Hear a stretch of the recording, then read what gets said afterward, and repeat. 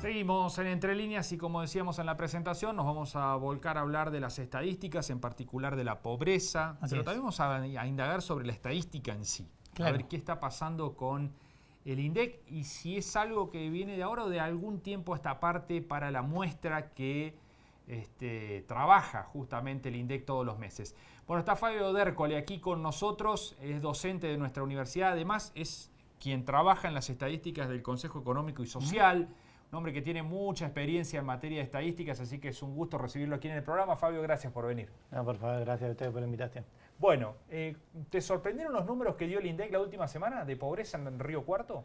No, o sea, en lo personal no, porque venimos trabajando y es una tendencia en cuanto a que la pobreza en general venía aumentando en Argentina hace un tiempo largo y la pobreza monetaria, que es lo que estamos refiriéndonos, que es esta comparación entre los ingresos de los hogares y la canasta básica, que es una comparación un poco odiosa porque esa canasta tipo en realidad no es la de ningún hogar. Entonces hay que ir hogar por hogar calculando su canasta y luego haciendo la comparación con los ingresos del mes que le fue encuestada a la persona. Este dato habla de los primeros 6 meses del año. Claro. No es una instantánea de julio, sino que es el promedio de todo lo que ocurrió durante los primeros 6 meses. Ahí tenemos la realidad de enero y la realidad de julio en el mismo lugar. Claro. Entonces, bueno. Promediado. Promediado de alguna manera. Promediado. Claro. Eso es, a mi modo de ver, es una estrategia que adoptó el INDEC hará unos 6, 7 años, 6 años más o menos, en lugar de hablar trimestralmente de la pobreza, que es un poquito más preciso, dar solamente 2 datos al año porque diluye un poco la cuestión y llama menos la atención también, porque hablamos 2 veces al año de un problema que existe hace mucho. Existe y existe todos los días, claro. O sea, la pobreza. Sí, claro. Ahora, sí es cierto, y para responderte la pregunta, hagamos este ejercicio intelectual. Pensemos a alguien que sabe cómo se mide la pobreza, o sea, entiende el índice, lo sabe interpretar, pero no conoce la realidad de este país. No ha escuchado hablar de cómo es Argentina, pero sí tiene el dato de cuál es la pobreza en el mundo, que ronda entre el 10 y el 15%, que se calculan con estadísticas de otros países, con otras metodologías, pero más o menos para hacerlo hay que convertir todas las monedas a una única moneda. Bueno, en fin, es complejo, pero está hecho por el Banco Mundial, hay diferentes organismos que miden y estiman la pobreza a nivel mundial, que pasó del 55% en 1960 al entre el 10 y el 15 para este momento que estamos viviendo. Esa ha sido la evolución de la pobreza en el mundo. Nosotros fuimos por el otro lado. Entonces, imaginemos un extraterrestre o alguien que desconoce Argentina y de pronto dice, ay, ¿y ustedes cómo están en ese tema? Y le decimos los números de Río Cuarto de la Nación. Sí son asombrosos, claro. Sí son sorprendentes. Van a contrapelo del mundo. Y claro, claro que sí.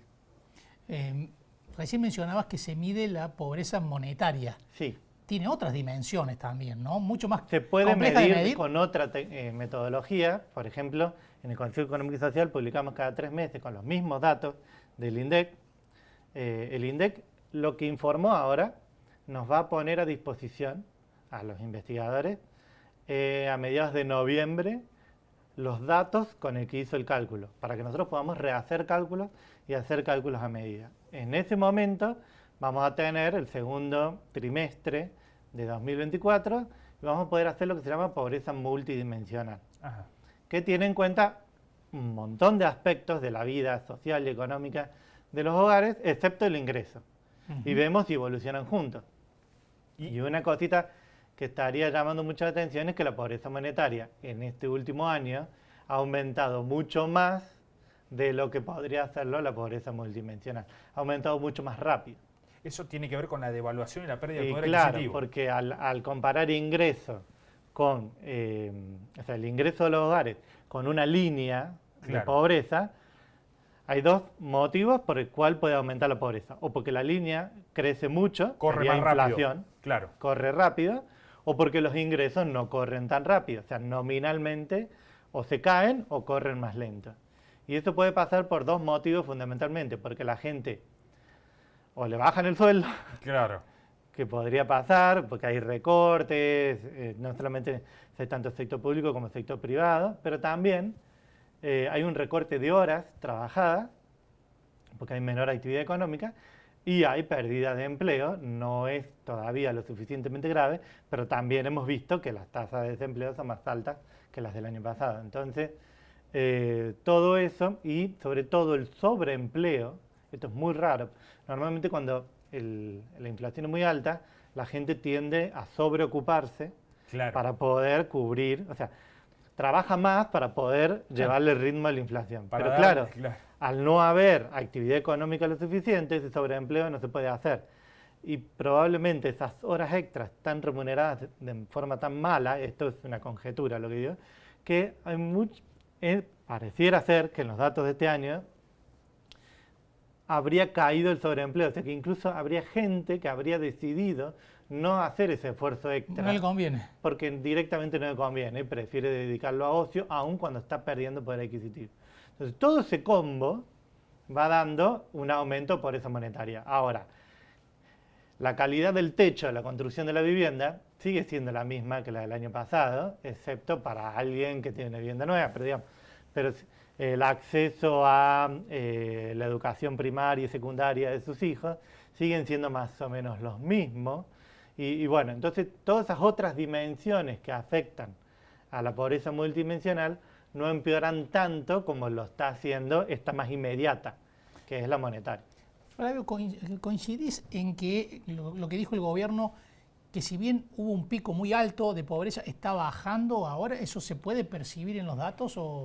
Bueno, uno parece que va ganando escalones, o sea, ¿no? La información que tenemos hoy es que los primeros 6 meses del año tuvieron esta pobreza a nivel país de un 53% y a nivel ciudad de casi un 57%. Eso es el promedio de los primeros 6 meses. Para saber si subió y bajó hay que dividir, hay que trimestralizar, que es lo máximo que se puede hacer. No se puede informar mensual con el acceso a los datos que nosotros tenemos. Lo máximo que podríamos hacer, nuestra medida, es trimestralizarlo. Y bueno, hablaremos en noviembre, o sea, no hay manera de decirle que sí o que no. O sea, yo entiendo, además los movimientos, sobre todo no pensemos tanto en la ciudad, y para responderte a lo que dice el gobierno nacional, hay que ver que si no son lo suficientemente grandes, puede deberse muchas veces a factores aleatorios. Por eso lo interesante es ver la tendencia. Y no la tendencia de 6 meses, que son 2 datos, sino una tendencia de muchos datos, de muchas observaciones. Y la verdad es que la pobreza monetaria no hace más que aumentar desde hace como que se van subiendo escalones, ¿no? Sí, 30, 40, sí. y es difícil perforar. Parece que escalona, se estabiliza, se estabiliza, pero eso de recuperarse para ponerse en línea con los números internacionales no ha pasado en 20 años. No ha pasado. Y ese deterioro es rápido, romperlo es muy difícil. Es muy difícil. Sí, los cambios distributivos son muy lentos de darse, los cambios genuinos. Claro, sí. Sí, los cambios genuinos.